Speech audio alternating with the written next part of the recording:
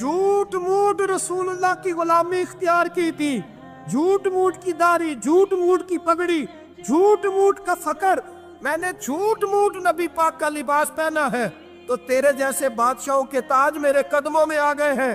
अगर मैं सचमुच रसूलुल्लाह का गुलाम बनूंगा तो अल्लाह क्या कुछ अता फरमाए, अल्लाह कितनी नेमतों से नवाजे। मेरे आला क्या फरमाते हैं, आला हज़रत फरमाते हैं फरिश्ते भी करते हैं ताज़ीम मेरी। कौन जी? अल्लाह। ऐसा अकीदा भी कम मिलेगा जो बरेली के इमाम का अकीदा है, ऐसा भी कम। कहते हैं फरिश्ते भी करते हैं ताज़ीम मेरी। क्यों? फरमाने लगे फिदा हो के उन पर ये इज्जत मिली। बगदाद के एक दरवेश आलिम थे, तो वो जब भी नमाज पढ़ाते ना तो किसी ताजर की 2 बीवियों के बारे में दुआ मांगते। तवज्जो है मेरी बात पर? नमाज पढ़ाते तो कहते अल्लाह उस ताजर की 2 बीवियों को अपनी खास रहमतें अता फरमा। एक दिन लोग उनके गिर्द इकट्ठे हो गए, कहने लगे बाबा जी बताएं तो सही वो बीवियां कौन थी जिनके लिए आप दुआ मांगते? तो फरमाने लगे मेरे शहर का एक ताजर था, बहुत बड़ा ताजर था, मालदार था पर बे औलाद था। उसे बगदाद से मुल्क के शाम जाना पड़ता था तिजारत करने, और कई कई महीने उसे शाम के मुल्क में रहना पड़ता था। उसने इस तरह किया कि वहां भी एक शादी कर ली। तो जो है ना मेरी बात पर, क्या कर लिया उसने? दूसरी शादी करना मर्द के लिए जायज़ है, तीसरी करना भी, चौथी करना भी भैया के वक्त, मगर अगर इंसाफ कर सके तो। अगर चारों में हम ना आधा मसला सुनते हैं और आधा ही बयान करते हैं, अगर इंसाफ ना कर सके फिर उसके लिए 4 जायज़, फिर वो एक ही रखेगा। तो अजीज दोस्त, दूसरा निकाह कर लिया, शादी हो गई। अब वो वहाँ कुछ ज़्यादा वक्त गुजारने लगा, मालदार आदमी था, बीवी को मकान भी लेके दे दिया। अब वो देर से आता वापिस, और जब आता भी तो उसके वो वाले अंदाज ना होते जो पहले हुआ करते थे। अब बीवी से बड़ा जासूस भी कोई नहीं होता, उसको तो पहले पता चल जाता है कि माजरा क्या है, उसे बड़ी खबर होती है। तो उसने महसूस कर लिया कि बदले बदले से मेरी सरकार नज़र आते। वो कहने लगी अब के जब आता जाता है तो इसके हालात कुछ बदले बदले से हैं, माहौल कुछ और है। उसने एक बूढ़ा आदमी जो उसका अजीज भी था और समझदार भी था उसको तैयार किया। कहने लगी अब के जब मुल्क के शाम जाए ना तो इसका पीछा करना और ख़बर करना कि कहाँ रहता है, कहाँ जाता है, क्या करता है। वो बूढ़े बुजुर्ग जो थे वो खातून के कहने पर कुछ उसने किराया भी दिया। वो उस ताजर के पीछे गए और वापस आके खबर दी। कहने लगे कि ये तो 2-3 साल बीत गए, इसने वहाँ भी शादी की हुई है, तुझे बताया ही नहीं। बीवी बड़ी समझदार थी, हौसला मंद, जीरत, उसने शोर नहीं मचाया। उसने कहा कि मैं ना अब जब आएगा ना तो तरीके से बात करूंगी और पूछूंगी कि ऐसा क्यों किया। और ये भी उसने आके बताया कि अगर तेरे साथ निकाह के बाद उसे औलाद नहीं मिली तो औलाद वहाँ भी कोई नहीं, कि मुकम्मल तफसीलात। अब जब इस दफ़ा खामद आया तो आते ही वो बीमार हो गया, कमज़ोर होने लगा।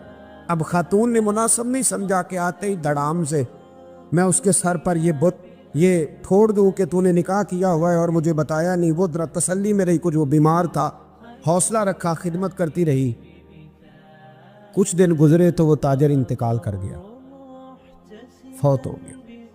अब राज खुल न सका, इद्दत गुजारी, और जब सारा माल जमा किया ना तो अशरफियों की बोरियां भर गई। सारा माल उस बीबी का, 4 बोरियों में अशरफियां, 4। यहाँ तो पेट का दोज़ख है, माज़ अल्लाह भरता ही नहीं।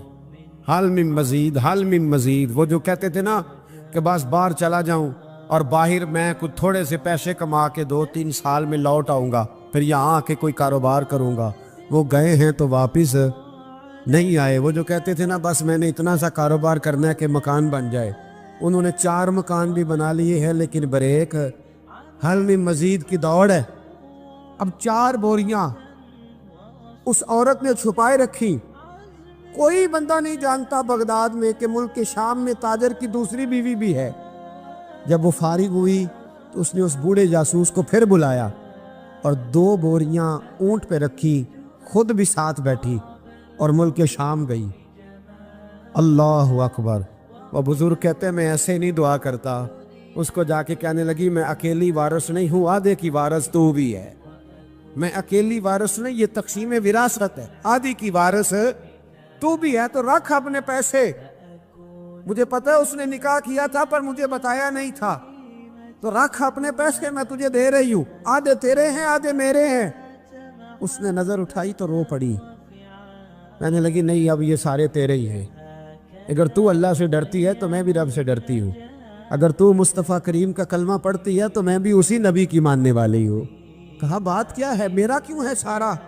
تو وہ خاتون کہنے لگی وہ 2 سال 3 سال سے میرے ساتھ نکاح تھا اور اس نے بتایا تھا مجھے کہ میری بیوی بھی ہے، اور میں غریب تھی تو میرے والدین کو بھی بتایا تھا کہ میری دوسری شادی ہے، یہ مکان اس نے مجھے لے کے دیا تھا، میرے تمام اخراجات وہ پورے کرتا تھا، نان و نفقہ کا خیال رکھتا تھا، لیکن اب کہ جب وہ آیا تو وہ بیمار تھا۔ اس نے مجھے بتایا کہ مجھے طبیب نے بتایا ہے کہ میں شدید بیمار ہوں، شاید بچ نہ سکوں۔ تو کہنے لگی وہ مجھے کئی لاکھ روپے بھی دے گیا اور جاتے دفعہ مجھے طلاق بھی دے گیا، فارغ کر گیا۔ کہنے لگا تو جہاں چاہے میرے بعد نکاح کر سکتی ہے، اور کہنے لگا میں چاہتا تھا پہلی بیوی کو بتا دوں، موقع نہیں بنا اور اس کا دل نہ ٹوٹے، بتا نہیں پایا، لہذا وہ مجھے ڈھیر سارے پیسے دے چکا ہے، سارا میرا حصہ مجھے پہلے سے دے چکا ہے میری بہن، اب یہ 4 بوریوں میں سے 2 میری نہیں بلکہ 4 کی 4 ہی تیری ہے، تو ہی اس کی حقدار ہے۔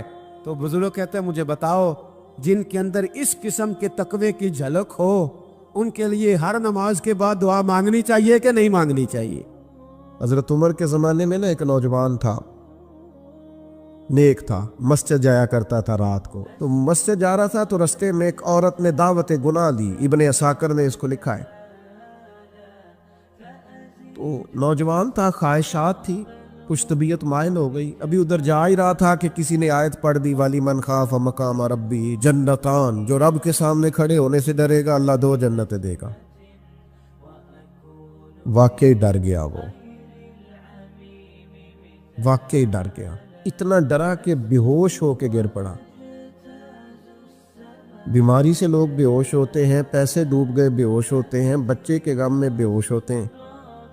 سچ بتاؤ کبھی خوف خدا سے بھی بے ہوش ہوتا کوئی دیکھا ہے؟ ہمارے ہاں تو روز مرہ ہی نہیں ہے بھائی، اور بڑی باتیں ہیں بے ہوش ہونے کی، ڈرنے کی، غش کھانے کی۔ بے ہوش ہو کے گر پڑا، بوڑھے باپ کو کسی نے بتایا بچہ بے ہوش پڑا ہے، اٹھا کے گھر لائے، گھر لا کے کہا بیٹا کیا ہوا؟ نوجوان ہے، چڑھتی جوانی ہے پر پاکیزہ بڑی ہے۔ کہنے لگا ابا جی گناہ کی طرف چلا گیا تھا پر میں نے آیت سن لی جو اللہ کے سامنے کھڑے ہونے سے ڈرے گا رب 2 جنتیں دے گا، میں ڈر گیا تھا، رب واقعی 2 جنتیں دے گا۔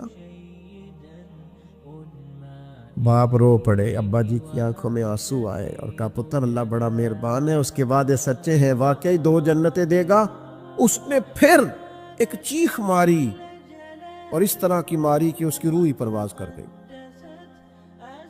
روح ہی پرواز کر، کشتگان خنجر تسلیم را، عشق کی خنجر سے قتل ہو گئے لوگ۔